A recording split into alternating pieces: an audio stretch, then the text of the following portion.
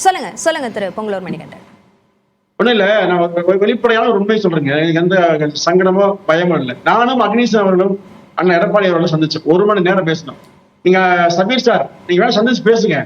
எந்த ஒரு அறிக்கையும் முழுக்க முழுக்க எடப்பாடியார் சொல்லுகிற ஒவ்வொரு வார்த்தையும் டைப் பண்றாங்க. அக்னீஷ் கேட்டு பாருங்க. நாங்க போற ஒரு அறிக்கை டைப் பண்றாங்க. கம்ப்ளீட்டா சொன்ன வார்த்தை. அதாவது 36 துறைகளை பற்றி 1 மணி நேரம் விரிவாக சொன்னாரு. நான் அக்னீஷ் அசந்து போயிட்டோங்க. எடப்பாடி எளியவரு, சாதாரண விவசாயி, சிறும தொடர்ந்து ஒண்ணு அப்படி தயவு நினைக்காதீங்க. அவர் மிகச்சிறந்த அறிவாளி. அவருடைய சொன்னாரு. இல்ல இல்ல மேடம்,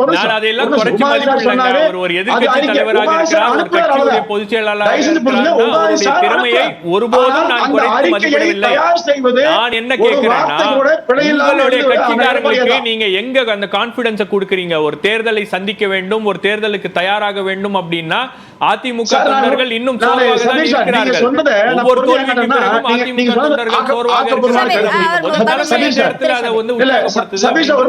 நீங்க சொன்னது ஆக்கப்பூர்வமான கருத்து, நான் மறுக்கல. எடப்பாடி அவர்கள் நீங்க சொல்ற மாதிரியே எல்லா பணிகளும் செலுத்த வர்றார். நீங்க நான் தவறாக சொல்ல விரும்பல.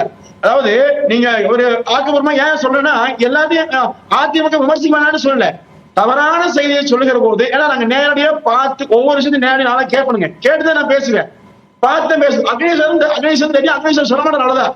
ஆனால் வெளியில தவறான செய்திகள் வருகிற போது விளக்கம் தர வேண்டியது என்னோட கடமை. அதுக்காக சொல்ல வர்றேன். ஏன்னா நடக்கிறது ஒன்னா இருக்கணுங்க.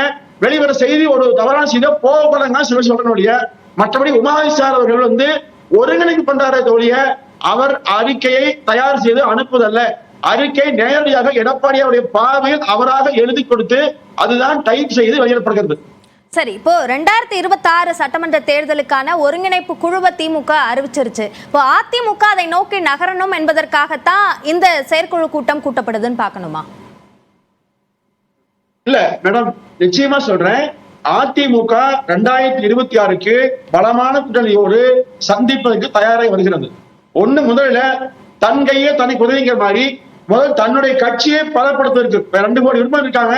வாக்குகள் குறைஞ்சிருக்குது. இப்போ ஒவ்வொரு மாவட்டங்களாக அவர் நாடாளுமன்ற கூட்டத்துல விரிவா பேசினாரு.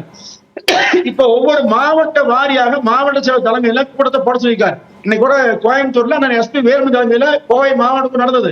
விழா வாரியாக விரிவாக பேசிட்டு இருக்காங்க. நிச்சயம் பாருங்க, ஒரு 7-8 மாதத்துக்குள்ளாக முழுமையாக அந்த கட்டமைப்பு பண்ணி சீரமைப்பு பண்ணி முழுமை பெறுங்க. அது அடைந்த பிறகு 2026 குறைந்தது அதிமுக தனித்து நின்றாலே 150 தொகுதிகளை வெல்லக்கூடிய வகையில் அதிமுக கட்சியை சீரமைக்க வேலை செய்யுங்க. எனக்கு தெரிந்துங்க, ஆயிரக்கணக்கான இளைஞர்கள் ஒவ்வொரு தொகுதியிலும் காத்திருக்காங்க கட்சியில் சேர்றதுக்கு. அதுவே தாமதம் தான்.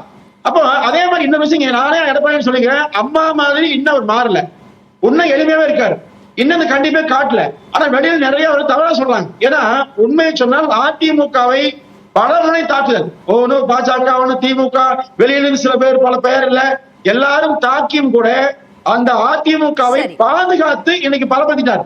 இப்போ தேர்தலை 2026 சந்திச்சு வெற்றி பெற வேண்டும் என்பது அவருக்கு தெரியாம இருக்குமான்னு பாருங்க. 4 வருடம் முதலமைச்சர் இருந்தவர் இன்னைக்கு அதிமுக பொதுச் செயலர் அமர்ந்திருப்பவருக்கு தெரியாம இருக்குமா?